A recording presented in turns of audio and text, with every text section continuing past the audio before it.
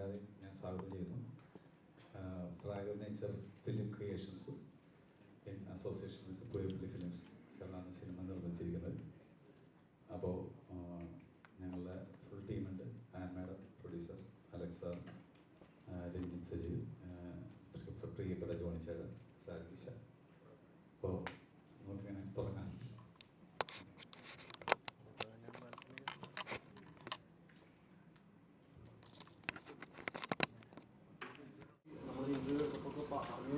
ഈ ഒരു സബ്ജക്റ്റ് ഇപ്പോഴത്തെ ഒരു തലമുറയ്ക്ക് കൂടെ ആവശ്യമുള്ളതായിട്ട് തോന്നുന്നുണ്ട്.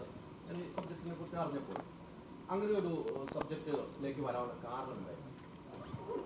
സബ്ജക്റ്റിലേക്ക് വരാനുള്ള ഒന്നാമത്തെ കാരണം, ഞാൻ എൻ്റെ രാജ്യത്തെയും അല്ലെങ്കിൽ എൻ്റെ നാടിനെയൊക്കെ ഭയങ്കര സ്നേഹിക്കുന്ന ആളാണ്. അപ്പോൾ എൻ്റെ വീട്ടിൽ ഉണ്ടായ ചില ഈ 2-3 വർഷം മുന്നേ ഉണ്ടായ ചില കാര്യങ്ങളെ റിലേറ്റ് ചെയ്തപ്പോഴാണ് എനിക്ക് ഇങ്ങനൊരു കാര്യം ചെയ്താലോ.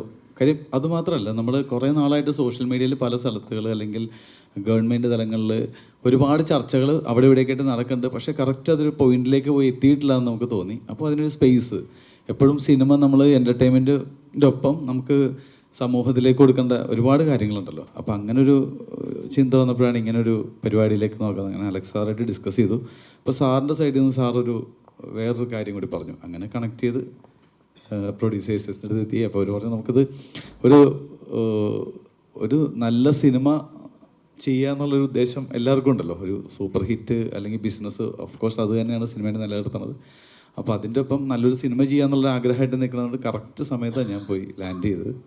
അങ്ങനെയാണ് ഈ സിനിമയിലേക്ക് എത്തിയത്. ഇപ്പോൾ നമ്മൾക്ക് തീർച്ചയായിട്ടും ചേട്ടൻ ചോദിച്ച പോലെ ഇത് ഇപ്പോഴല്ല ഇതിൻ്റെ യഥാർത്ഥ പ്രശ്നം നടക്കാൻ പോണത്. ആഫ്റ്റർ 5 years 10 years അതിൻ്റെ വലിയൊരു ബുദ്ധിമുട്ട് നമ്മുടെ ഇടയിൽ ഇപ്പം തന്നെ അനുഭവിക്കുന്നുണ്ട്. പക്ഷെ ആരും അങ്ങോട്ടും ഇങ്ങോട്ടും പറയുന്നില്ല. പക്ഷെ അതിൻ്റെ ഒപ്പം ഒരുപാട് ആൾക്കാർക്ക് ഇത് നല്ലതായിട്ട് സംഭവിച്ചിട്ടുണ്ട്. അത് കുറേ നാൾ മുന്നേ. സ്റ്റിൽ ഇത് ഭയങ്കര വലിയ പ്രോബ്ലമാണ്. അതെന്താണെന്നുള്ളത് കറക്റ്റ് നമുക്ക് സിനിമ അറിയാം. ഉറപ്പായിട്ടും നമുക്ക് ചില കാര്യങ്ങൾ നമ്മുടെ വീട്ടിലെ അനുഭവങ്ങൾ അല്ലെങ്കിൽ വീട്ടിൽ ചില ആൾക്കാർ ഇങ്ങനെ ചില കാര്യങ്ങൾ ചെയ്തപ്പോഴാണ് നമുക്ക് ഇതിനെക്കുറിച്ച് കൂടുതൽ അറിയാൻ തോന്നിയത്. അപ്പോൾ എനിക്ക് തോന്നി ഞാൻ ഇതിനെപ്പറ്റി കൂടുതലായിട്ട് ഇതെന്താണ് ഇതിൻ്റെ ഒരു ഇഷ്യൂ എന്നുള്ള, ഇങ്ങനെ ഒരു ഇഷ്യൂ ഉണ്ടോ എന്നൊക്കെ നമ്മളതിനെപ്പറ്റി കൂടുതൽ അറിയാൻ ശ്രമിച്ചപ്പോഴാണ് ഇങ്ങനെ കുറച്ച് ആൾക്കാരോട് ഡിസ്കസ് ചെയ്തപ്പോൾ ശരിയാണ്, ഇത്ര ഇഷ്യൂസ് ഉണ്ട്, നമ്മൾ ഉദ്ദേശിക്കുന്ന പോലെ അല്ല, നിങ്ങൾ പുറത്തുനിന്ന് കാണുന്ന ആ മോഡിയൊന്നും അല്ല, ഇതൊന്നും അല്ലാത്ത അപ്പുറത്തൊരു ലോകമുണ്ട്, ഇതിൽ കുറേ ആൾക്കാർക്ക് കുറേ ഇഷ്യൂസ് സംഭവിച്ചിട്ടുണ്ട്. അതൊക്കെ നമ്മൾ സിനിമയുടെ ക്ലൈമാക്സിൽ പറയുന്നുണ്ട്. ദൂരം നമ്മളിവിടെ നാട്ടിലറിയാത്ത കുറേ കാര്യങ്ങൾ പുറത്ത് സംഭവിച്ചിട്ടുണ്ട്.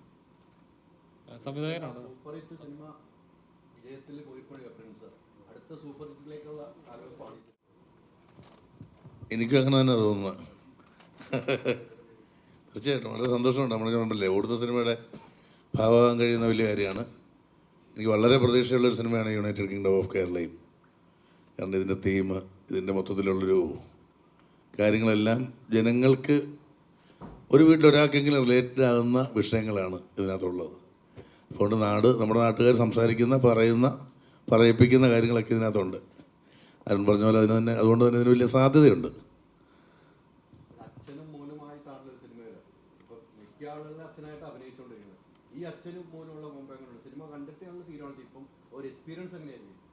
നല്ല കോമ്പായിരുന്നു. അതുകൊണ്ടാണ് ഞങ്ങൾ ഇത്ര അടുത്തിരിക്കുന്നത്. കാരണം അന്ന് തുടങ്ങിയ ആ അടുപ്പം ഇന്നും ഉണ്ട്.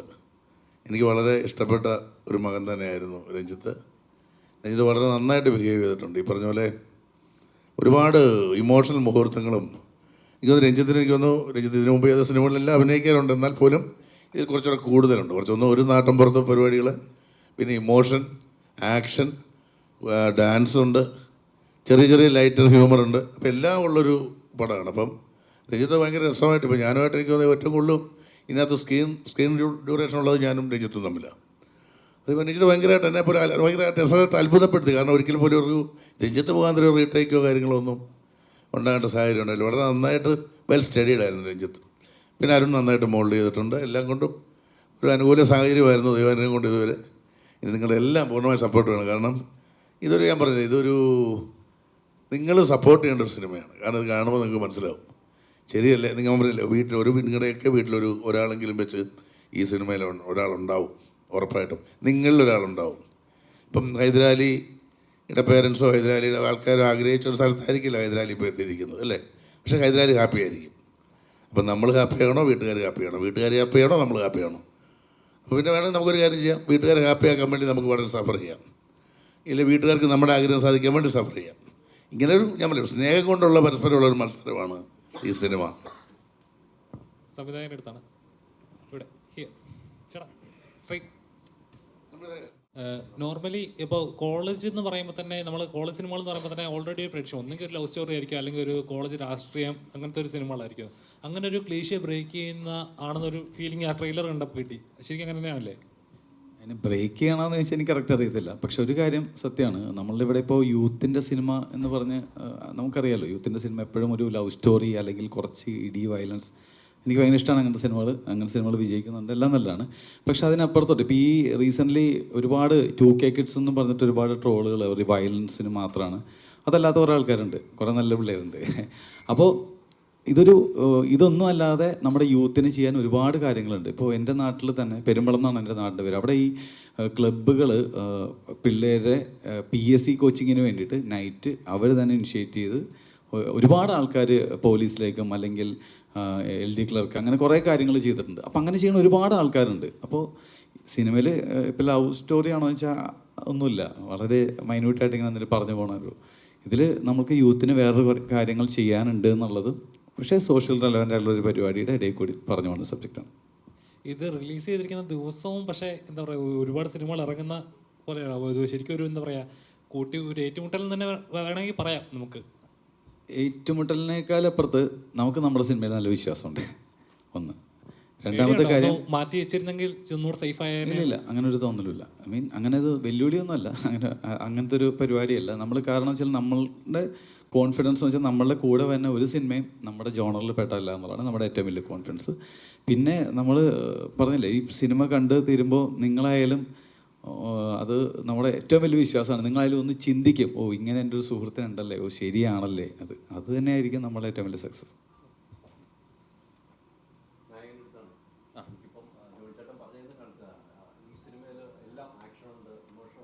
എനിക്ക് താങ്കളുടെ സിനിമയിൽ ഏറ്റവും ഇഷ്ടപ്പെട്ട കൽബ് തന്നെയാണ്. അതിൻ്റെ അപ്പുറത്തേക്ക് ഒരു സിനിമയിലേക്ക് ഞാൻ താങ്കൾ ഇമോഷൻ എനിക്ക് വർക്ക് ചെയ്ത കൽബാണ്. അതിന് വേറെ സിനിമകൾ കേൾക്കുന്നത് ഇതിൽ ഇപ്പോൾ അച്ഛൻ എന്ന സ്ഥാനത്ത് നിന്ന് ഈ സിനിമയുടെ ക്യാരക്ടറാണ് പറയുന്നത്, ഒരു ഇമോഷൻ വർക്ക് ചെയ്യുമ്പോൾ ജോണി ചേട്ടന് തന്നെ എൻ്റെ ഒരു വലിയൊരു വേദന ഉണ്ടായിട്ടുണ്ട്. അത്തരം ഒരു സീനുകൾ ചെയ്യുമ്പോൾ എന്തായിരുന്നു തോന്നുന്നത്? വീട്ടിലെ തൊട്ടടുത്ത അമ്മയാണ് ഇരിക്കുന്നത്, എന്താണ് തോന്നിയത്?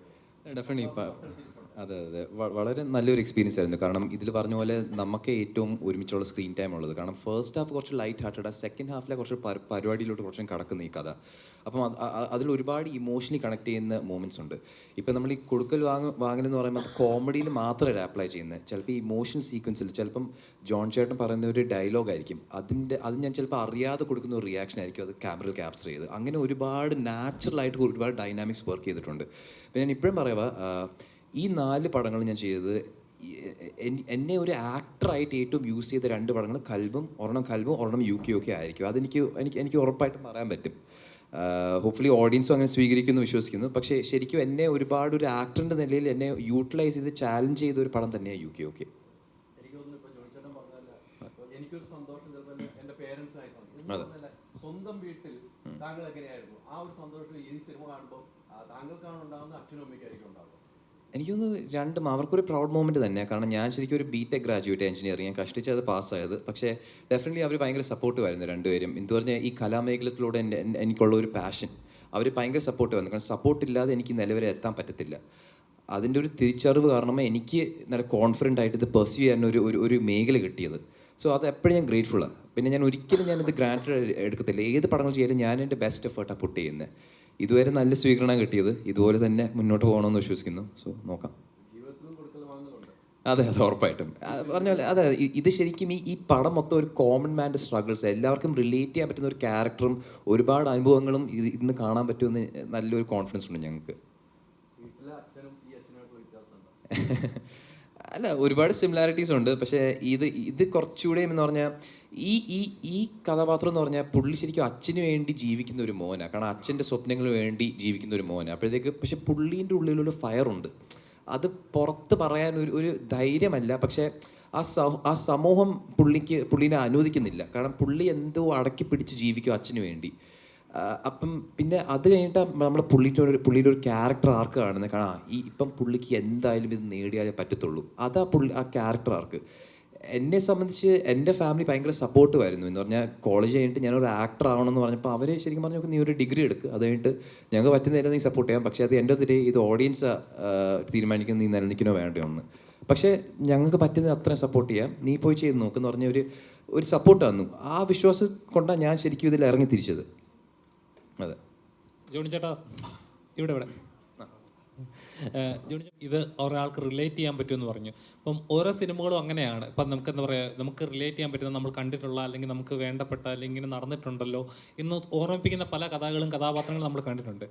ശരിക്കും അങ്ങനത്തെ സിനിമകൾ ഇപ്പം മിസ് ചെയ്യുന്നുണ്ടോ? ഇപ്പോൾ UK ഒക്കെ പോലത്തെ ചിത്രങ്ങൾ വരണമെന്ന് പറയുമ്പോൾ അങ്ങനത്തെ ഒരു ചിത്രങ്ങൾ ഇനി കേരളത്തിൽ നമുക്ക് മിസ് ചെയ്യുന്നുണ്ടോ മലയാളത്തിൽ? ഇല്ല, ഒരു കാലത്തും മിസ് ചെയ്യില്ല. കാരണം UK ഒക്കെ ഇപ്പോൾ വരുന്നു, അടുത്ത വേറൊരു സിനിമ വരും. ഉറപ്പായിട്ടും നമ്മളെപ്പോഴും നമ്മുടെ നിത്യജീവിതത്തിലെ കാര്യങ്ങൾ മാറ്റി നിർത്തിക്കൊണ്ട് പിന്നെ തികച്ചും സാങ്കല്പികം മാത്രം വെച്ചുകൊണ്ട് ഒരിക്കലും, ഇപ്പോൾ കുട്ടി മോൻ തന്നെ പറഞ്ഞില്ലേ, എല്ലാ സിനിമകളിലും ഉണ്ടെന്ന് പറഞ്ഞില്ലേ, സാങ്കല്പികം മാത്രം വെച്ചുകൊണ്ട് ഒരിക്കലും മുന്നോട്ട് പോവില്ല. കാരണം ജീവിതത്തിൻ്റെ പച്ചയായ ആവിഷ്കാരം എന്ന് പറഞ്ഞില്ല, പക്ഷേ ജീവിതത്തിൻ്റെ തന്നെ ഒരു വേറിട്ട ഒരു ആവിഷ്കാരം തന്നെയാണ് സിനിമ. സിനിമ എന്നും സന്ദേശം കൊടുക്കുന്നു, മെസ്സേജ് കൊടുക്കുന്ന സിനിമകൾ വരും. ഇൻട്രസ്റ്റിംഗ് ആയിരിക്കണമെന്ന് മാത്രം. നമ്മൾ മെസ്സേജ് കൊടുക്കാൻ വേണ്ടി സിനിമ എടുക്കുകയല്ല. ഇപ്പം UK ഒക്കെ അങ്ങനെയാണ്. നമ്മൾ ഒരു മെസ്സേജ് ഇവിടെ അങ്ങനെയല്ല, ആളുകളെ രസിപ്പിച്ചുകൊണ്ടുള്ള സന്ദേശം എന്നൊക്കെ പറഞ്ഞാൽ നമ്മൾ ടച്ച് ചെയ്ത് പോകുന്നതേ ഉള്ളൂ. പക്ഷേ ഒരു ഫൈനൽ ഒരു ത്രില്ലിങ് രസമുള്ള ഗംഭീര സിനിമ തന്നെയായിരിക്കും. ഒരു മോട്ടിവേഷൻ നമുക്ക് തോന്നും, എന്തിലൊക്കെ കൊള്ളാലോ എന്ന് തോന്നുന്ന സംഭവമുണ്ട് ഇതിനകത്ത്. അങ്ങനത്തെ ഒരു സ്റ്റോറിയാണ്. യൂത്തിന് ഭയങ്കരമായിട്ട് വർക്കാവും. നായികയോടാണ്.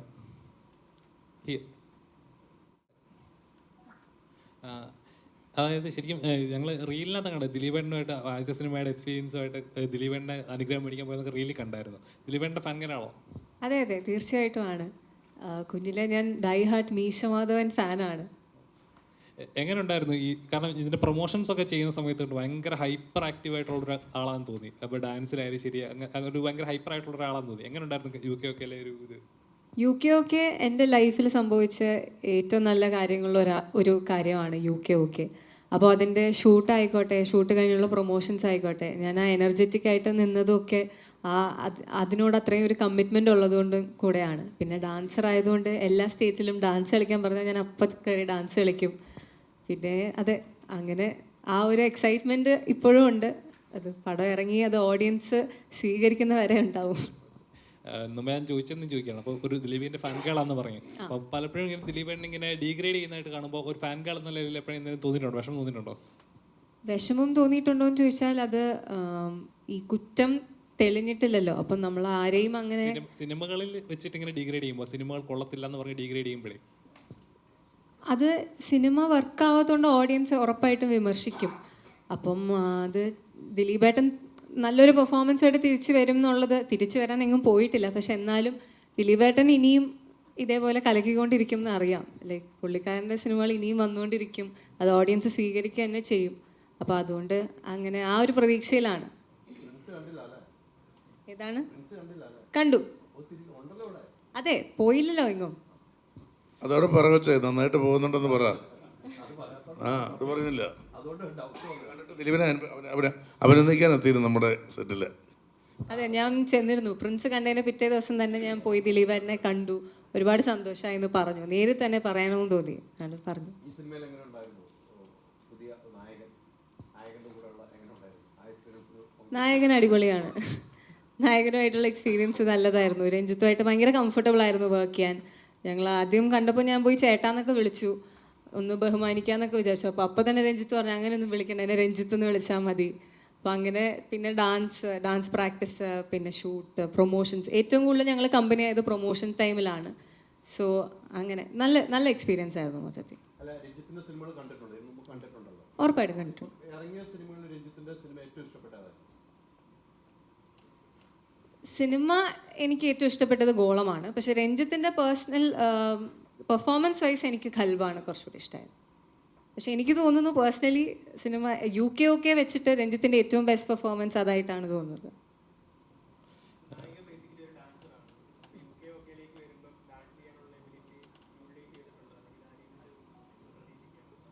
അതെ, ഇപ്പം സിനിമയുടെ രസമാല എന്ന് പറഞ്ഞൊരു സോങ് റിലീസായിരുന്നു. അപ്പോൾ അതിൽ ഒരു ഫുൾ ലെങ്ത് ഡാൻസ് സോങ് ആണത്. അപ്പോൾ അത് മാക്സിമം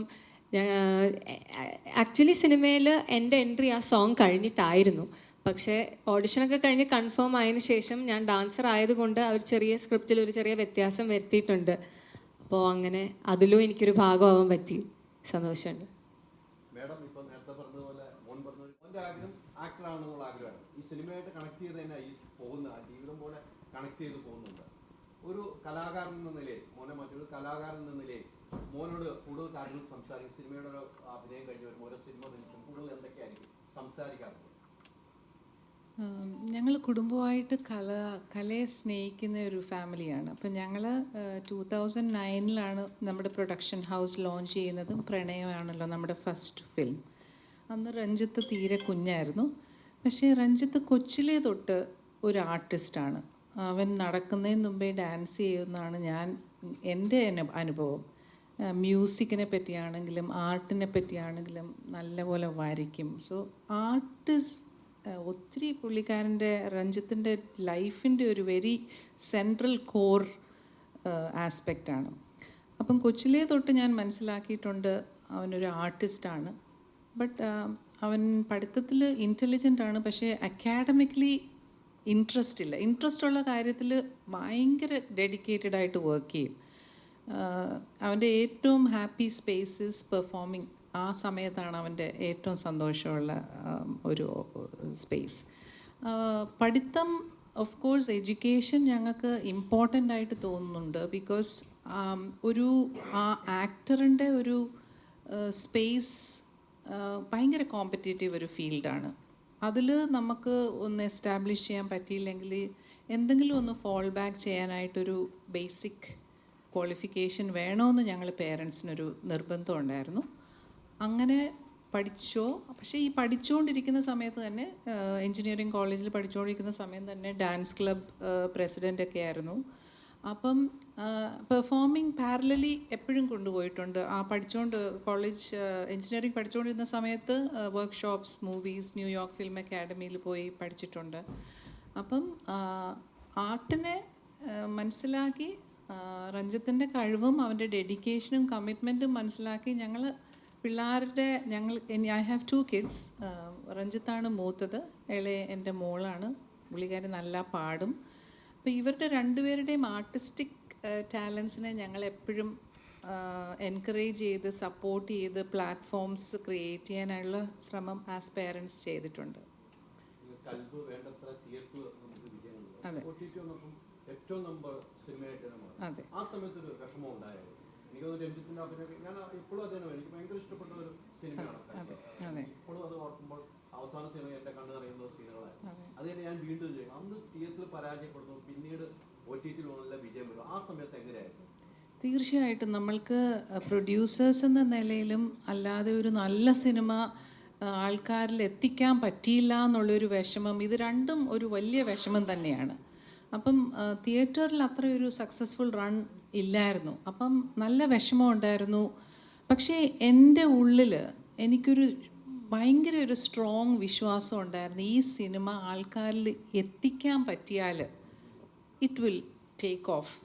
അങ്ങനെ ഞാൻ ശരിക്കും പറഞ്ഞാൽ ഒരു കമ്മിറ്റഡായിട്ട് ഇറങ്ങിത്തിരിഞ്ഞ് സിനിമ തിരിച്ചെടുത്ത് OTTയിൽ നമ്മൾ പിച്ച് ചെയ്ത് അത് റിലീസ് ചെയ്ത് കഴിഞ്ഞിട്ടുള്ള ആ ഒരു റെസ്പോൺസ് ഭയങ്കര സന്തോഷമുണ്ടായിരുന്നു. അതുപോലത്തെ ഒരു നല്ല സിനിമ യങ്സ്റ്റേഴ്സും ചിൽഡ്രൻ എല്ലാവരും ഒരുപോലെ സ്വീകരിച്ച് ഏറ്റെടുത്ത് ഒത്തിരി സന്തോഷം. ഇതുപോലെ എത്രയോ സിനിമകൾ തിയേറ്റേഴ്സിൽ ചിലപ്പോൾ റൺ കിട്ടാതെ ആൾക്കാരിൽ എത്തിക്കപ്പെടാതെ പോകുന്നുണ്ട്. അതുകൊണ്ട് നല്ല സിനിമകളെ എല്ലാവരും, മീഡിയ ആണെങ്കിലും നിങ്ങളെല്ലാവരും പ്രേക്ഷകർ സപ്പോർട്ട് ചെയ്യണം. ബിക്കോസ് ഒത്തിരി ഹാർഡ് വർക്ക്, ഏത് സിനിമയുടെ പിന്നിലും ഒത്തിരി technicians, cast and crew, production, ഒത്തിരി ആൾക്കാരുടെ ഹാർഡ് വർക്കും സമയവും എഫേർട്ടും എല്ലാം പോയിട്ടുണ്ട്. അപ്പം നല്ല സിനിമകളെ സപ്പോർട്ട് ചെയ്യുക. UK ഒരു ശരിക്കും നമ്മളുടെ കേരളത്തിൽ എല്ലാവരും കാണേണ്ട ഒരു സിനിമയാണ്. അത് യങ്സ്റ്റേഴ്സ്, പേരൻസ്, നമ്മുടെ സമൂഹം, നമ്മുടെ ലീഡേഴ്സ്, നമ്മൾ ഓരോരുത്തരും എല്ലാവരും പറഞ്ഞ പോലെ യുകെയിലെ ഓരോ വ്യക്തികളും നമ്മുടെ എല്ലാ വീടുകളിലും ഒരാളെങ്കിലും കാണും. യങ്സ്റ്റേഴ്സിൻ്റെ ഓരോ ഇമോഷൻസ്, ഫാദർ സൺ റിലേഷൻഷിപ്പ്, കമ്മ്യൂണിറ്റിയിൽ നമ്മൾ ഫേസ് ചെയ്യുന്ന കുറച്ച് പ്രശ്നങ്ങൾ, അത് കാരണം നമ്മൾ തന്നെ സ്വയം റെസ്ട്രിക്റ്റ് ചെയ്യുന്ന കുറേ ഇമോഷൻസ്, ഡ്രീംസ്, അങ്ങനത്തെ കുറേ ആസ്പെക്ട്സ്. പിന്നെ നമ്മളുടെ നാട് ഫേസ് ചെയ്യുന്ന ഏറ്റവും ഇമ്പോർട്ടൻ്റ് ഒരു കാര്യം അഡ്രസ്സ് ചെയ്യുവാണ് ഈ സിനിമ. അതുകൊണ്ട് നിങ്ങളെല്ലാവരും സപ്പോർട്ട് ചെയ്യണം, തിയേറ്ററിൽ തന്നെ പോയി കാണണം, നിങ്ങളുടെ ഫാമിലീസിനെയും ഫ്രണ്ട്സിനെയും കണ്ടിട്ട് അഭിപ്രായം അറിയിക്കണം, വിജയിപ്പിക്കണം. ഡയറക്ടർ ഉപചാരപുരം ഗുണ്ടജയൻ. അപ്പോൾ അത് നല്ല റെസ്പോൺസുകൾ കിട്ടിയ ഒരു ചിത്രമായിരുന്നു. ഇപ്പോൾ സോഷ്യൽ മീഡിയയിലെ റീൽസിലായാലും നല്ല ഹ്യൂമർ വർക്കൗട്ട് ചെയ്തൊരു ചിത്രമായിരുന്നത്. അങ്ങനെ ഒരു സേഫ് സോണിൽ നിൽക്കുമ്പോൾ ഇങ്ങനൊരു ജോണറിൽ അത് ഇത്തിരി ചലഞ്ചിങ് ആയിട്ടുള്ള ഈ പറഞ്ഞ പോലെ ഒരു തിയേറ്ററിൽ കാണുമ്പോൾ വാവ്, അല്ലെങ്കിൽ ഒരു ഇരിക്കുന്ന സീറ്റിൽ നിന്ന് എഴുന്നേറ്റ് ഒന്ന് കൈയടിക്കാനുള്ള മൊമെന്റ്സ് ഉണ്ടാക്കുന്ന ഒരു സിനിമ ക്രിയേറ്റ് ചെയ്യുന്ന പറഞ്ഞാൽ ചലഞ്ചിങ് ആണ്. എത്രത്തോളം ചലഞ്ച് ഉണ്ടായിരുന്നു ഇങ്ങനൊരു സിനിമ ഒരു സേഫ് സോണിൽ നിന്ന് ഇങ്ങനൊരു ചലഞ്ച് ഏറ്റെടുത്ത് ചെയ്യണം എന്ന് തോന്നാനൊരു ഇൻസ്പിറേഷൻ എന്തായിരുന്നു? എപ്പോഴും എല്ലാ സംവിധായകരും ആഗ്രഹിക്കുന്ന പോലെ തന്നെ വ്യത്യസ്തമായിട്ടുള്ള സിനിമകൾ ചെയ്യാനാണ് ആഗ്രഹം. അപ്പോൾ ഗുണ്ടജയൻ ഒരു ലോക്കൽ കല്യാണ വീട്ടിൽ നടക്കണ ഞാൻ വെഡിങ് വീഡിയോഗ്രാഫർ ആയിരുന്നു. അപ്പോൾ ഞാൻ കണ്ട കാഴ്ചകൾ ഒപ്പിയെടുത്ത് ഏറ്റവും നല്ല ആർട്ടിസ്റ്റുകളാണ് എനിക്ക് ആ സിനിമയിൽ കിട്ടിയത്. അങ്ങനെ ഒരു ഹ്യൂമർ സിനിമയായിരുന്നു. അപ്പോൾ അത് കഴിഞ്ഞതിന് ശേഷം ഒരിക്കലും അതുപോലെ തന്നെ ഒരു സിനിമ ചെയ്യുക എന്നുള്ളതിനേക്കാളും അപ്പുറത്ത് എനിക്ക് ഒരുപാട് അങ്ങനത്തെ സിനിമകളും കഥകളും ഒക്കെ വന്നിരുന്നു. അപ്പോൾ ഒരു ത്രില്ലറൊക്കെയാണ് മനസ്സിൽ ആലോചിച്ചിരുന്നത്, അതല്ലാണ്ട് വേറൊരു സിനിമ ആലോചിച്ചു. പക്ഷേ അപ്പോഴാണ് ഞാൻ പറഞ്ഞില്ല, ഇങ്ങനെ നമുക്ക് നമ്മളുടെ ചില അനുഭവങ്ങൾ അല്ലെങ്കിൽ ചില എൻ്റെ വീട്ടിലെ അല്ലെങ്കിൽ മറ്റുള്ള എൻ്റെ ഫ്രണ്ട്സിൻ്റെ ചില തീരുമാനങ്ങളാണ് എന്നെ ഇങ്ങനെ ഒരു കാര്യം ചിന്തിപ്പിച്ചത്. അപ്പോൾ ഈ സിനിമ ചിന്തിച്ച് തുടങ്ങി നമുക്ക് ഓഫ് കോഴ്സ് അതിലേക്ക് മാറാനൊരു ഇങ്ങനത്തെ സിനിമ ചെയ്യണോ വേണോ എന്നൊക്കെ ഒരു ഡൗട്ടൊക്കെ ഉണ്ടായിരുന്നു. പക്ഷേ അതിൻ്റെ ഓരോ ഡിസ്കഷൻ കഴിയുമ്പോഴും ആ കൂടെ നിൽക്കുന്ന ആൾക്കാർ അല്ലെങ്കിൽ പ്രൊഡക്ഷൻ സൈഡിലുള്ള ആൾക്കാർ അല്ലെങ്കിൽ ഇപ്പോൾ ജോണി ചേട്ടനെ പോലത്തെ ആൾക്കാർ അങ്ങനത്തെ നമുക്ക് ഇതിലേക്ക് ആവാം എന്നുള്ള കോൺഫിഡൻസ് വന്നപ്പോൾ നമ്മൾ ആ നേരത്തെ പറഞ്ഞ ആ കാര്യമൊക്കെ മറന്നുപോയി. ഇതുപോലത്തെ സിനിമ ചെയ്താൽ സേഫ് ആവുമോ, അത് വിട്ടു. പിന്നെ നമ്മൾ ഓരോ സിനിമയും നമ്മൾ ചെയ്യുമ്പോൾ ഇത് വലിയ വിജയമാവും എന്ന് വിചാരിച്ചിട്ടാണ് എല്ലാ സംവിധായകരും. പിന്നെ അതിന് ഏറ്റവും നല്ലൊരു പ്രൊഡക്ഷൻ സപ്പോർട്ട് വേണ്ട ഒരു സിനിമയാണ്. കാര്യം ഇതുപോലത്തെ ഒരു കണ്ടൻറ്റ് നമ്മൾ പറയുമ്പോൾ അതുപോലത്തെ ഒരു പ്രൊഡക്ഷൻ നമുക്ക് വേണം. ആ സപ്പോർട്ട് ഈ പ്രൊഡക്ഷൻ സൈഡിൽ നിന്ന് ഉണ്ടായിരുന്നു. പിന്നെ തീർച്ചയായിട്ടും ഗുണ്ടജയൻ സിനിമയാണെങ്കിൽ ഭയങ്കര സേഫാണ്. അതുപോലത്തെ സിനിമയാണെങ്കിൽ എപ്പോഴും നമുക്ക് എപ്പോൾ വേണമെങ്കിലും സെല് ചെയ്യാൻ പറ്റിയ സാധനമാണ് ഹ്യൂമറും ലവ് സ്റ്റോറിയൊക്കെ. ഇത് അതുപോലത്തെ ഒരു സിനിമയല്ല. പക്ഷേ ഈ സിനിമ ചെയ്തതിൻ്റെ പേരിൽ അരുൺ വൈഗ എന്നുള്ള ഡയറക്ടർ എന്നുള്ളതിൽ ഞാൻ ഭയങ്കരമായിട്ട് അഭിമാനിക്കുന്നുണ്ട്. മറ്റന്നാൾ സിനിമ റിലീസാണ്. അതിൻ്റെ റിസൾട്ടൊക്കെ ദൈവത്തിൻ്റെയും പ്രേക്ഷകരുടെയും കയ്യിലാണ്. പക്ഷേ ഞാൻ എൻ്റെ സിനിമാ ജീവിതത്തിൽ ഏറ്റവും അഭിമാനിക്കാവുന്നൊരു സിനിമയായിരിക്കും എന്നുള്ള തോന്നലുകൊണ്ട് എനിക്ക് നേരത്തെ പറഞ്ഞ ടെൻഷനില്ല.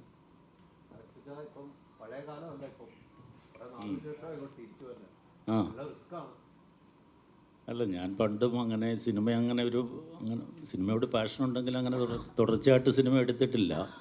ഞാൻ 95-ലാണ് ആദ്യത്തെ സിനിമ ചെയ്യുന്നത്, ഒത്തു ഡോക്ടറാണ്. പിന്നെ അത് കഴിഞ്ഞിട്ട് മറവത്തൂർ കനവ്, KL10 10. പിന്നെ ഏറ്റവും എനിക്ക് അഭിമാനിക്കാവുന്നൊരു ചിത്രമാണ് രക്ഷാധികാരി വൈജുവപ്പ്. അപ്പം നല്ല സിനിമകളുണ്ടാവണം എന്നാഗ്രഹിക്കുന്ന കൂട്ടത്തിലാണ് ഞാൻ. ഇപ്പം എന്നോട് ഏറ്റവും ഞാൻ ഇഷ്ടപ്പെടുന്ന ഒരു റൈറ്റർ ആരാന്ന് ഞാൻ പറയും ശ്രീനേട്ടനാണെന്ന് പറയും. സന്ദേശം സിനിമയാണ് ഞാൻ ഏറ്റവും ഇഷ്ടപ്പെടുന്ന സിനിമ. അപ്പം ഒരു ഗ്രൗണ്ട് നഷ്ടപ്പെടുന്ന കഥയാണ് രക്ഷാധികാരി വൈജുവപ്പ്. അപ്പോൾ ആ സിനിമ കണ്ടു കഴിയുമ്പോൾ മനസ്സിനുണ്ടാകുന്ന ഒരു നൊമ്പരം, അപ്പോൾ അത് അംഗീകരിക്കപ്പെടുകയും ചെയ്തു ആ സിനിമ. അപ്പോൾ ഇങ്ങനെ ഒരു സബ്ജക്റ്റ് ഞങ്ങൾ ഡിസ്കസ് ചെയ്യുമ്പോൾ അപ്പോൾ അതിൻ്റെ ഒരു കോണ്ടൻറ്റ് ഭയങ്കര റിലവൻ്റാണ്. അപ്പോൾ അത് നമുക്ക് ചെയ്യണം. അപ്പോൾ ഇതൊരു കൊമേഴ്സ്യലി എത്രത്തോളം സക്സസ് ആകുമെന്ന് നമുക്കറിയില്ല. പക്ഷേ PK സജീവിൻ്റെ പ്രൊഡ്യൂസർ ഞങ്ങളെല്ലാം ഒരു നാട്ടുകാരാണ്, ബാല്യകാല സുഹൃത്തുക്കളാണ്. അപ്പോൾ അങ്ങനെയാണ് ഇങ്ങനെ ഒരു സിനിമയെപ്പറ്റി ചിന്തിക്കുന്നതും ഇങ്ങനെ ഒരു സിനിമ നടപ്പിലാവുന്നതും. അപ്പോൾ ഈ സിനിമ എനിക്ക് വളരെ ഉറപ്പുണ്ട്, ഈ സിനിമ കണ്ടിട്ട് ആരും ഇറങ്ങിയിട്ട് പറയില്ല അയ്യേ എന്തായി കാണിച്ചു, ഒരിക്കലും പറയില്ല. അപ്പോൾ അത് ഓൾറെഡി അങ്ങനൊരു അഭിപ്രായം ഇപ്പോൾ ഇത് കണ്ടവരും കഥ കേട്ടവരുമൊക്കെ പറഞ്ഞു കഴിഞ്ഞു. അത് ഇപ്പം ഇന്ന് കേരളത്തിലെ ചില പ്രമുഖ വ്യക്തികളുടെ മുമ്പിൽ നമ്മളൊരു പ്രിവ്യൂ നടത്തിയിരുന്നു. അപ്പോൾ സിനിമ കണ്ടതിന് ശേഷം അവർ എഴുന്നേറ്റ് നിന്ന് കൈയടിച്ചു. അപ്പോൾ അതിൽ ഒരാൾ വ്യക്തിപരമായിട്ട് പറഞ്ഞൊരു കാര്യമുണ്ട്. ഞാൻ ഒരു 4-5 വർഷമായി പല വേദികളിലും പ്രസംഗിച്ച് നടക്കുന്നൊരു വിഷയം നിങ്ങൾ വെറും 2 മണിക്കൂർ കൊണ്ട് പറഞ്ഞ് അതിൻ്റെ ഏറ്റവും കോർ അങ്ങേയറ്റം, അതായത് കൺവിൻസിംഗ് ആയിട്ട് നിങ്ങൾ പറഞ്ഞു, ഹാറ്റ്സ് ഓഫ് ടു യു എന്ന് പറഞ്ഞു. അത് കൈയടിച്ച പുള്ളി നമുക്ക് അപ്പോൾ അതിൽ വലിയ ഒരു അഭിമാനമില്ല. അപ്പോൾ സിനിമ ഓടുകയോ ഓടാതിരിക്കുകയോ മുമ്പേ പറഞ്ഞ പോലെ ഒരുപാട് സിനിമകളുണ്ട്, മാറ്റിവെക്കണം എന്നൊക്കെ പറയുമ്പോൾ നമ്മൾ കുറച്ചൊക്കെ അങ്ങനെ മാറ്റിവെച്ച് വന്നതാണ്. പക്ഷേ നമ്മൾ ഇനിയും മുമ്പോട്ട് പോകുന്നതിനും പുതിയ പടങ്ങൾ ഒരുപാടുണ്ട്. അതുകൊണ്ട് അതിനിടയ്ക്ക് നമ്മൾ ഇതിങ്ങനെ കൊണ്ടുപോവുകയേ നിവൃത്തിയുള്ളൂ. പക്ഷെ അത് വേണ്ട. അപ്പം നമുക്ക് നല്ല കോൺഫിഡൻസ് ഉണ്ട്. വ്യത്യസ്തമായൊരു വിഷയമാണ് നമ്മൾ കൈകാര്യം ചെയ്തത്. അപ്പം മലയാളികൾ എന്നുള്ള നിലയിൽ ഈ സിനിമ കാണുമ്പോൾ നിങ്ങൾക്കത് മനസ്സിലാവും. നിങ്ങളെല്ലാവരും ഈ സിനിമയെ സാധാരണ ഇപ്പോൾ ഇതെല്ലാം പ്രൊമോഷൻ്റെ ഒരു ഭാഗമാണ്. എന്നാൽ പോലും ഈ സിനിമയ്ക്ക് നിങ്ങൾ ഒരു സ്പെഷ്യൽ സപ്പോർട്ട് തരണം. കാരണം ഇത് നമ്മുടെ വിഷയമാണ്, ഈ നാടിൻ്റെ വിഷയമാണ്. അങ്ങനെ ഒരു സബ്ജക്റ്റ് എടുക്കാൻ ഒരു പ്രൊഡ്യൂസറും ഇന്നത്തെ കാലത്ത് തയ്യാറാവില്ല. കാരണം അതിൽ കൊമേഴ്ഷ്യൽ സൈഡുണ്ട്. ഇതൊരു ചെറിയ സിനിമയല്ല. നല്ല പൈസ മുടക്കിയിട്ട് 10-70 ദിവസം ഇന്ത്യയുടെ പല ഭാഗങ്ങളിലായിട്ട് ഷൂട്ട് ചെയ്ത് അത്രയും പെർഫെക്ഷനോട് കൂടി ചെയ്തിട്ടുള്ളൊരു സിനിമയാണിത്. അപ്പോൾ അത് കാണുമ്പോൾ നിങ്ങൾക്ക് മനസ്സിലാവും. അപ്പോൾ എല്ലാവർക്കും യുണൈറ്റഡ് അതൊരു ചെറിയ സിനിമ, ആർട്ടിസ്റ്റ് അങ്ങനെ നോൺ ആർട്ടിസ്റ്റ് ഒന്നുമില്ല അപ്പോൾ എന്നൊക്കെ പറയും. പക്ഷേ നിങ്ങൾ സിനിമ കാണുമ്പോൾ മനസ്സിലാവും ഇതങ്ങനെയല്ല. അപ്പോൾ നിങ്ങളുടെ ഭാഗത്തു നിന്നും ഒരു അഡീഷണൽ സപ്പോർട്ട്, ഒരു അഡീഷണൽ ഇതിൻ്റെ ഒരു മാർക്കറ്റിങ്ങിന് പ്രൊമോഷന് വേണ്ടി ഉണ്ടാവണം. കാരണം ഇതെല്ലാം നമ്മുടെ കഥയാണ്, കേരളത്തിൻ്റെ കഥയാണ്. അപ്പം ദയവ് ചെയ്ത് നിങ്ങളെല്ലാവരും, നിങ്ങളും സുഹൃത്തുക്കളും എല്ലാവരെയും സിനിമ കണ്ട് ഈ സിനിമ ഒരു വലിയ വിജയമാക്കി തീർക്കണമെന്ന് അഭ്യർത്ഥിക്കുകയാണ്. Thank you. മാർക്കറ്റിംഗിന്റെ ഭാഗമാണ് ഇതെല്ലാം. അതെ സോഷ്യൽ മീഡിയ അങ്ങനെയൊന്നുമില്ല താങ്കളുടെ കാലത്ത്. അതെ. അന്നൊക്കെ ഈ സിനിമ താങ്കളുടെ വിജയത്തിലേക്ക് ഒറ്റ ദിവസം വെള്ളിയാഴ്ച എന്നുള്ള ദിവസം റിലീസ് ചെയ്യുമ്പോൾ തന്നെയാണ്. ഇന്ന് വെള്ളിയാഴ്ച എന്ന ദിവസം റിലീസ് കഴിഞ്ഞാൽ പിന്നെ റിവ്യൂ ചെയ്യാൻ വേണ്ടി കുറേ ആളുകൾ വരും. ആ സിനിമയെ നന്നാക്കാനും ദോഷമാക്കാനും ആളുകൾ. അല്ല, ഞാൻ പറഞ്ഞത് റിവ്യൂ ചെയ്തിട്ട് ഒരു സിനിമയും ഇവിടെ നന്നായിട്ടില്ല. നല്ല സിനിമകൾ ഓടും. ഏത് സിനിമ നല്ല സിനിമകൾ ഓടാതിരുന്നിട്ടുള്ളത്? എന്നാൽ ഒരു മോശം സിനിമ റിവ്യൂ ചെയ്ത് ഏതാണ്? ഒരു ഉദാഹരണം പറയൂ. മോശപ്പെട്ടൊരു സിനിമ റിവ്യൂ ചെയ്ത് നന്നാക്കിയിട്ടുണ്ട് എന്ന ആത്മവിശ്വാസത്തോടെ ആർക്കെങ്കിലും പറയാൻ പറ്റും? ഒരു സിനിമയുടെ പേര്. ചിലപ്പോൾ ഒരു നല്ല സിനിമയെ മീൻസ് മോശപ്പെട്ട ശ്രമങ്ങളുണ്ടാവാം നല്ല, പക്ഷേ നല്ല സിനിമ എന്തും മലയാളികൾ സ്വീകരിച്ചിട്ടുണ്ട്. അത് തിയേറ്ററിൽ ഓടും. അത് നല്ല റിവ്യൂ കൊടുക്കണമെന്നുമില്ല. ആളുകൾ മൗത്ത് പബ്ലിസിറ്റിയാണ് ഏറ്റവും വലിയ പബ്ലിസിറ്റി എന്ന് വിശ്വസിക്കുന്ന കൂട്ടത്തിലാണ് ഞാൻ. ഗ്യാപ്പൊന്നുമില്ല. ഞാൻ ഇടയ്ക്ക് നമ്മൾ കുറച്ച് എനിക്കൊരു റിസോർട്ടിൻ്റെ കാര്യമായിട്ടൊക്കെ അതിൻ്റെ നടന്നു. പിന്നെ ഞാൻ പറഞ്ഞില്ലേ, ഇത് നമുക്കൊരു സിനിമ ഒരു ബിസിനസ്സല്ല. അപ്പോൾ നിങ്ങൾക്ക് എല്ലാവർക്കും അറിയാവുന്ന സിനിമ ഒരിക്കലും ഒരു ബിസിനസ്സല്ല. അത് നിങ്ങൾക്ക് അപ്പോൾ ഞാനൊരു പച്ചയായിട്ട് പറയുകയാണെങ്കിൽ, നിങ്ങൾക്ക് ഒരുപാട് പൈസ ഉണ്ടെങ്കിൽ, അതായത് ഈ മുടക്കുന്ന പൈസ തിരിച്ച് കിട്ടുമെന്ന് ഒരിക്കലും പ്രതീക്ഷിക്കാതെ വേണം സിനിമയിൽ പൈസ മുടക്കാൻ. ഒരു രൂപ പോലും തിരിച്ചു കിട്ടില്ല. പണ്ടൊക്കെ നമ്മൾ സിനിമ എടുത്തു കഴിഞ്ഞാൽ ഫിലിം പട്ടിയെങ്കിലും ബാക്കി കിട്ടും, തലവെച്ച് കിടന്ന് ഉറങ്ങാൻ. ഇപ്പോൾ അതുപോലും ഇല്ല. അതാണ് അവസ്ഥ. ആ സമയത്ത് അങ്ങനെയാണല്ലോ, പെട്ടി ചുമന്നുകൊണ്ട് പോകുന്ന അവസ്ഥ. 10 ഡോക്ടറാണെങ്കിൽ എടുക്കുമ്പോൾ അതായിരുന്നു. പക്ഷേ ഇപ്പം അതുപോലും ഇല്ല. നമുക്ക് മക്കൾക്കൊക്കെ പറഞ്ഞു കൊടുക്കാം, എടാ ഞാനെടുത്ത സിനിമയാണിത്, പെട്ടിയിൽ ഇരിക്കുന്നു. ഇപ്പോൾ അതുമില്ല സാധനം. അപ്പോൾ അതാണ് സിനിമയുടെ വ്യത്യാസം. പിന്നെ അന്ന് ഈ സോഷ്യൽ മീഡിയാസ് ഇങ്ങനെ ഇല്ലല്ലോ. നമ്മൾ 90-ലല്ലേ, ഈ 2017 പോലും ഇത്ര സ്ട്രോങ് അല്ല സോഷ്യൽ മീഡിയാസ്. അപ്പോൾ അതാണ് സിനിമയുടെ ഒരു. അപ്പം ഈ സിനിമ ഞാൻ പറഞ്ഞില്ലേ, ഇത്രയും ഞങ്ങൾ ഇങ്ങനൊരു സിനിമ എടുക്കാൻ ധൈര്യം കാണിച്ചപ്പോൾ സിനിമ കാണുമ്പോൾ നിങ്ങൾക്ക് മനസ്സിലാവും ഞാൻ പറഞ്ഞത് സത്യമാണ്. അദ്ദേഹം പറഞ്ഞു വളരെ സത്യമാണ്, ഇങ്ങനൊരു സിനിമ കാലത്തിൻ്റെ ആവശ്യമാണെന്നുള്ളത്. അപ്പോൾ ആരും ധൈര്യപ്പെട്ടില്ല. ഞാൻ ഓണസ്റ്റ്ലി ഞാൻ പറയുക, ഇങ്ങനൊരു സിനിമ എടുക്കാൻ ഇന്നത്തെ കാലത്ത് ആരും ധൈര്യപ്പെടില്ല. അപ്പോൾ ആ ധൈര്യം കാണിച്ച ഞങ്ങളെ നിങ്ങൾ അഭിനന്ദിക്കണം. അതെ അതെ, താങ്ക് യു.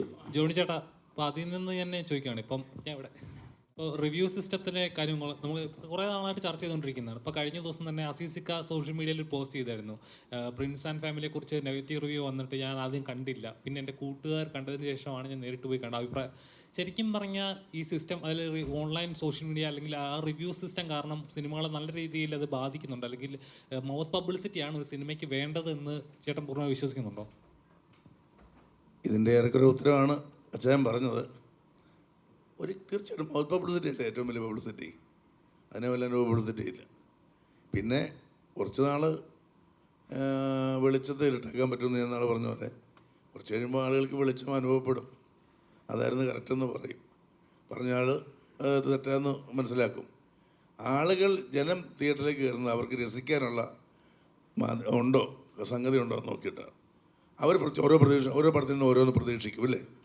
ഇപ്പോൾ ദിലീപിൻ്റെ പ്രിൻസ് ആൻഡ് ഫാമിലിയിൽ നിന്ന് എന്താണോ ആ ദിലീപ് സിനിമയിൽ നിന്ന് പ്രതീക്ഷിക്കേണ്ടത് അതെല്ലാം അതിനകത്തുണ്ടായിരുന്നു. അവർ ഹാപ്പിയായിരുന്നു. അതുകൊണ്ടാണ് ഓരോ ദിവസം കഴിയുന്ന ഒരു കളക്ഷൻ ഗ്രോത്ത് ആയിരുന്നു. അപ്പം അത് അനുഭവപ്പെട്ടതല്ലേ. അത് തീർച്ചയായും. മോനൊരു കോംപ്ലിമെൻ്റ് ഉണ്ട്. ഏറ്റവും കൂടുതൽ ചോദ്യങ്ങൾ ചോദിക്കുന്ന മനുഷ്യൻ മോന്.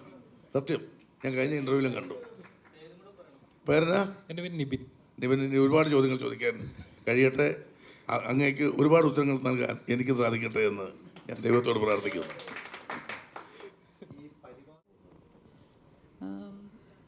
സിനിമയിൽ എസ്പെഷ്യലി ഈ കാലത്ത് ഒത്തിരി ടാലൻസ് നമ്മുടെ ചുറ്റുപാടുണ്ട്.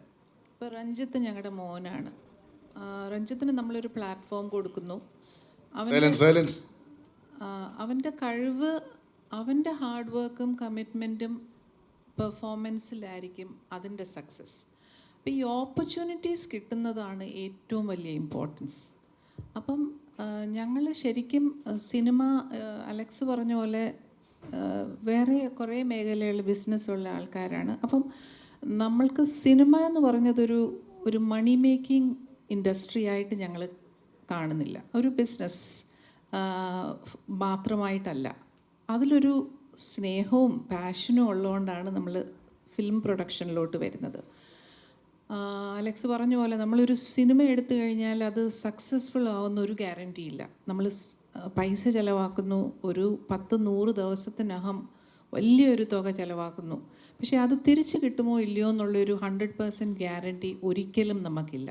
പക്ഷേ അറ്റ് ദ സെയിം ടൈം നമ്മളൊരു പ്രോജക്റ്റ് ചൂസ് ചെയ്യുമ്പം, അതിൻ്റെ കാസ്റ്റ് ആൻഡ് ക്രൂ ടെക്നീഷ്യൻസിനെ ചൂസ് ചെയ്യുമ്പം നമ്മൾ അത്രയും ഇമ്പോർട്ടൻസ് കൊടുത്തിട്ടാണ് ചൂസ് ചെയ്യുന്നത്. Content, first thing content. എന്തുകൊണ്ട് നമ്മൾ ഈ കോണ്ടൻറ്റ് ചെയ്യണം? നമ്മൾ ഡിസ്കസ് ചെയ്ത പോലെ ചിലപ്പോൾ ഈ സിനിമ എടുക്കാൻ ധൈര്യപ്പെട്ടത് എനിക്കൊരു ധൈര്യക്കുറവും ഇല്ല ഈ സിനിമ എടുക്കാൻ. ബിക്കോസ് നമ്മളൊരു മെസ്സേജ് മാത്രം കൺവേ ചെയ്യണമെങ്കിൽ നമുക്കൊരു ഷോർട്ട് ഫിലിം ചെയ്തിട്ട് അതിനെ നമുക്ക് ഒരു ആൾക്കാരിലെത്തിക്കാൻ പറ്റും. പക്ഷേ ഒരു കമേഴ്ഷ്യൽ സിനിമ ചെയ്യുമ്പം അതിൽ സിനിമ പ്രേക്ഷകരെ സാറ്റിസ്ഫൈ ചെയ്യാൻ കുറേ ആസ്പെക്ട്സ് ഉണ്ട്. എൻ്റർടൈൻമെൻറ്റ് ഫാക്ടേഴ്സ്, ഇമോഷണൽ ഫാക്ടേഴ്സ്, കാണാൻ വിഷ്വലി ബ്യൂട്ടിഫുൾ സിനിമാറ്റോഗ്രഫി, മ്യൂസിക്, ഇതെല്ലാം കൂടെ ചേർന്നാണ് കമേഴ്ഷ്യലി ഒരു സക്സസ്ഫുൾ മൂവി ആവുന്നത്. അപ്പം ഈ ആസ്പെക്ട്സിനെല്ലാം നമ്മൾ ആവശ്യത്തിന് ഉള്ള ഇമ്പോർട്ടൻസ് കൊടുത്ത്, ഈ സിനിമയിൽ കമേഴ്ഷ്യൽ ഫാക്ടേഴ്സ് ഉണ്ട്, നല്ല പാട്ടുകളുണ്ട്, നല്ല ഇമോഷണൽസ് മോമെൻറ്റ്സ് ഉണ്ട്, യൂത്തിനെ അഡ്രിനാലിൻ പമ്പ് ചെയ്യാനുള്ള കുറച്ച് ആസ്പെക്ട്സ് ഉണ്ട്. അപ്പം കമേഴ്ഷ്യലി എല്ലാ ഫാക്ടേഴ്സും ഉൾക്കൊള്ളുന്ന ഒരു സിനിമ തന്നെയാണ് UK. അപ്പോൾ യുണൈറ്റഡ് കിങ്ഡം ഓഫ് കേരളയിൽ ഇതിലും കുറേ ന്യൂ ആർട്ടിസ്റ്റിന് ഓപ്പർച്യൂണിറ്റീസ് കൊടുത്തിട്ടുണ്ട്. സാരംഗിയുടെ ഫസ്റ്റ് ഫിലിമാണ്.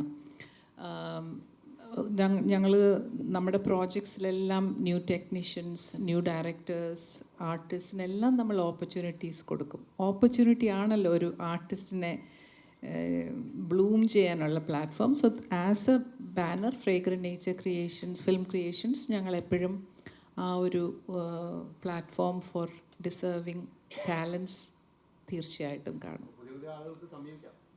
സമീപിക്കാം.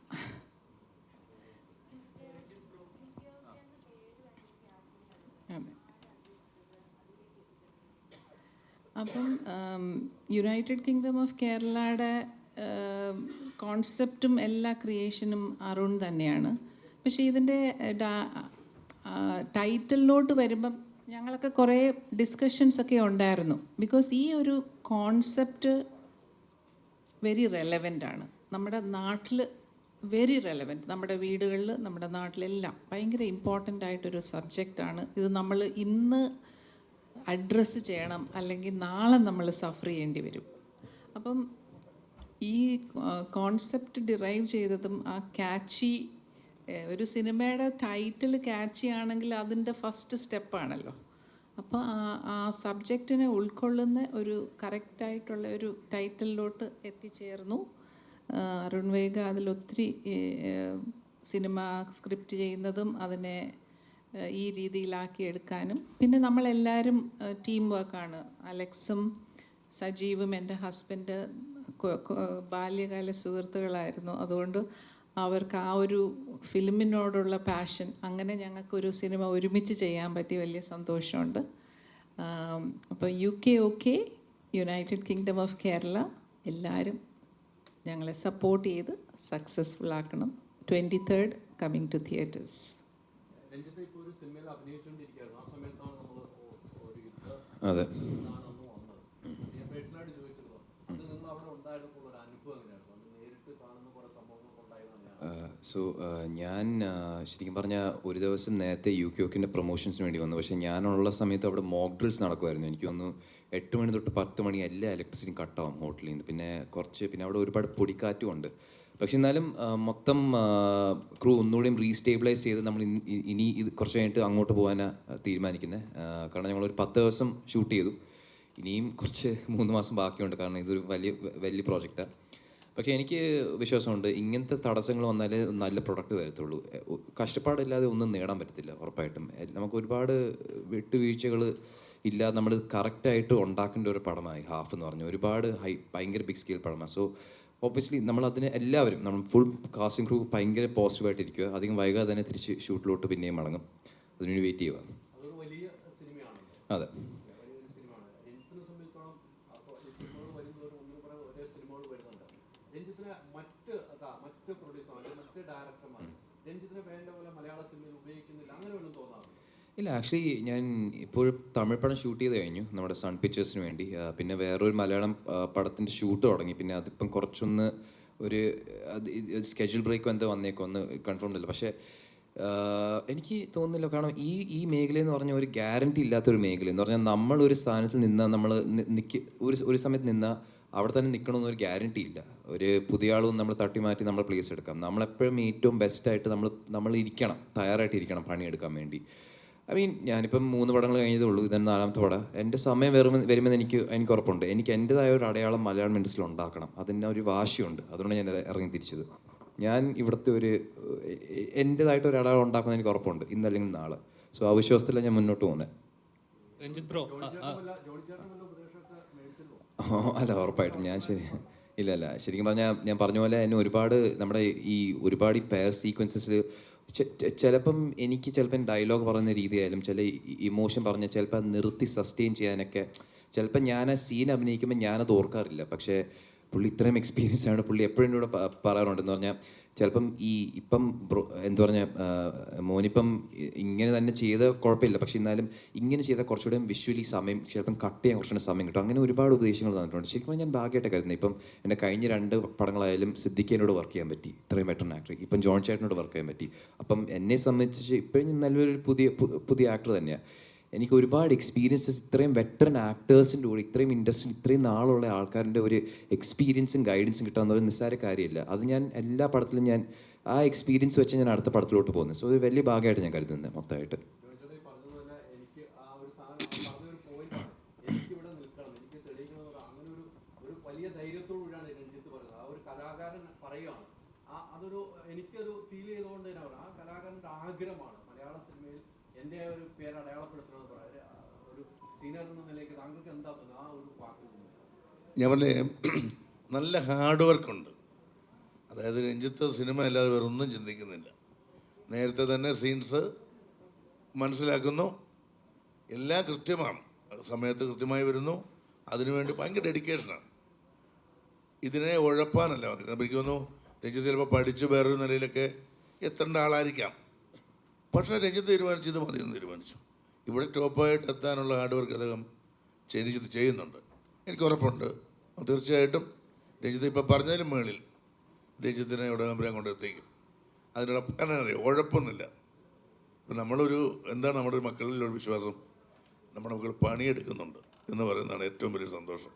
നമ്മളെ പറ്റിച്ചാലോ നമുക്ക് തോന്നും ഇതെന്താണ് അഭിനയിക്കുന്നില്ല, വേറെ കാര്യങ്ങൾ ചിന്തിച്ച് നടക്കുന്നു, എന്നിട്ട് അത് നടനാകണമെന്ന് പറയുന്നത്. അങ്ങനല്ല. നിങ്ങൾ ഫൈറ്റ് കണ്ടില്ലേ, എക്സ്പീരിയൻസ് എല്ലായിടത്തും ആളാന്ന് പറയുമോ, ഡാൻസ് കണ്ടില്ലേ അന്ന് പറയുമോ. അതുപോലെ തന്നെയാണ് ഇതിനകത്ത് ഇമോഷൻ സീൻസും മറ്റുള്ളതല്ല. അപ്പോൾ രഞ്ജിത്ത് പറഞ്ഞൊരു കാര്യം ഉറപ്പാണ്, ഞാൻ കൂടെ നിന്ന് നോക്കിക്കണ്ട കുറേ ആളുകളെ ഇതിനു മുമ്പ് നോക്കിക്കണ്ട ആളെന്നുള്ളതിൽ ഞാൻ ഉറപ്പ് തരുന്നു. മലയാള സിനിമയ്ക്ക് മികച്ച ഒരു വാഗ്ദാനം തന്നെയായിരിക്കും രഞ്ജിത്ത്. ഞാൻ സൂചിപ്പിക്കുന്നതല്ല, സൂചിപ്പിക്കുന്ന പരിപാടി എനിക്കില്ല. അപ്പോൾ അതുകൊണ്ട് തന്നെ ഞാൻ പറയുന്നത് എനിക്ക് ഉറപ്പുണ്ട്. കാരണം അത്രയ്ക്ക് ആളുകൾ ഇഷ്ടപ്പെടും, ഞാൻ ഇഷ്ടപ്പെടുന്നുണ്ട്. രഞ്ജിത്ത് ബ്രോ, അതൊരു വലിയൊരു ബ്ലെസ്സിങ് ആണെന്ന് തോന്നുന്നു. ഇവിടെ ഹിയർ എവിടെ സോറി. ആ ഓക്കെ ഓക്കെ ഓക്കെ. കാരണം ജോണി ചേട്ടനെ പോലുള്ള ആക്ടേഴ്സ് ഇങ്ങനെ ഒരു കമൻറ്റ്, ഒരു ആക്ടറുടെ ലൈഫ് എന്ന് പറയുന്നത് അപ്സ് ആൻഡ് ഡൗൺസ് എപ്പോഴും ഉണ്ടാകുന്നുണ്ട്. അപ്പം താങ്കളെ പോലെ എനിക്ക് പേഴ്സണലി നല്ല പെർഫോം ചെയ്യാൻ സ്പേസ് ഉള്ള ഒരു ആക്ടറാണ് താങ്കൾ, എനിക്ക് തോന്നിയിട്ടുള്ള കാര്യമാണ്. അപ്പം ശരിക്കും ഏതെങ്കിലും ഒരു പോയിന്റിൽ, കാരണം മലയാളത്തിൽ തന്നെ ഇതേപോലെ പല ആക്ടേഴ്സ്, കാലിബറുള്ള ആക്ടേഴ്സ് വന്നിട്ട് സ്പേസ് കിട്ടാതെ മറ്റ് ലാംഗ്വേജിൽ പോയിട്ട് എക്സ്പ്ലോർ ചെയ്തിട്ട് ഒരുപാട് ആക്ടേഴ്സ് നമ്മൾ കാണുന്നുണ്ട്. എപ്പോഴെങ്കിലും പോയിട്ടുണ്ടോ, തോന്നിയിട്ടുണ്ടോ എനിക്ക് മറ്റ് ലാംഗ്വേജ് ഇച്ചിരൂടെ എക്സ്പ്ലോർ ചെയ്യാം, അല്ലെങ്കിൽ എനിക്ക് ഇച്ചിരി എക്സ്പ്ലോർ ചെയ്യാനുള്ള സ്പേസ് കിട്ടുന്നതാണ്, അങ്ങനെ എപ്പോഴും തോന്നിയിട്ടുണ്ടോ? അങ്ങനെ തോന്നിയിട്ടില്ല. ഞാനിപ്പം ഒരു തമിഴ് പടം ചെയ്തെങ്കിലും എനിക്ക് ശരിക്കും ഈ മലയാളം ഇൻഡസ്ട്രിയിലുള്ള ഒരു സ്നേഹം കൊണ്ടാണ് ഞാൻ ഇതിൽ ഇറങ്ങി തിരിച്ചത്. കാരണം ഇപ്പം ഞാനിപ്പോഴും ഫീൽ ചെയ്തിട്ടുണ്ട്, ഇപ്പം നമ്മുടെ ഇൻഡസ്ട്രി വളരെ ചെറിയ ഇൻഡസ്ട്രി, പക്ഷേ നമ്മുടെ കോണ്ടന്റ് പറഞ്ഞാൽ ഇന്ത്യ മൊത്തം അറിയുന്ന ഒരു ക്വാളിറ്റി ലെവൽ കോണ്ടന്റ് നമ്മൾ പ്രൊഡ്യൂസ് ചെയ്യുന്നത്. പക്ഷേ നമുക്കതിൻ്റെ ചിലപ്പോൾ നമുക്ക് അധികം റിസോഴ്സസ് ഇല്ല, അത്രയും വലിയ ബഡ്ജറ്റ് ഒരു മറ്റേ അന്യഭാഷ ലാംഗ്വേജസ് എടുക്കുന്ന ഒരു രീതിയിൽ എടുക്കാൻ വേണ്ടി. സോ എനിക്ക് എപ്പോഴെങ്കിലും ഇന്നല്ലെങ്കിൽ നാളെ നമ്മുടെ മലയാളം ഇൻഡസ്ട്രീനെ ഒരു നില വരെ എത്തിക്കണമെന്ന് എനിക്കൊരു വാശിയുണ്ട്. കാരണം നമുക്കതിൻ്റെ പൊട്ടൻഷ്യലുണ്ട്, നമ്മുടെ ടെക്നീഷ്യൻസ് ആയാലും നമ്മുടെ ആക്ടേഴ്സ് ആയാലും നമ്മുടെ മൊത്തം ക്രൂ ആയാലും നമുക്ക്, പക്ഷേ നമുക്കതിന് റിസോഴ്സസ് ഇല്ല. സോ നമ്മളിങ്ങനെ നല്ല പടങ്ങൾ ചെയ്തുകൊണ്ടിരുന്ന, നല്ല കഥാപാത്രം ഞാൻ അവതരിപ്പിച്ചു വന്നിരുന്ന എപ്പോഴെങ്കിലും നമ്മൾ ശ്രദ്ധിക്കപ്പെടും. പിന്നെ ആ ശ്രദ്ധ കൊണ്ട് നമുക്ക് കുറച്ചും റിസോഴ്സസ് കിട്ടുമെന്ന് ഞാൻ വിശ്വസിക്കുന്നു. സോ ഡെഫിനറ്റ്ലി എനിക്ക് at the end of the ഞാനൊരു മലയാളിയാണ്, എനിക്ക് മലയാളം ഇൻഡസ്ട്രിയിൽ തന്നെ നിൽക്കാനാണ് താല്പര്യം. അതെൻ്റെ ഒരു വ്യൂ പോയിന്റ്. ആ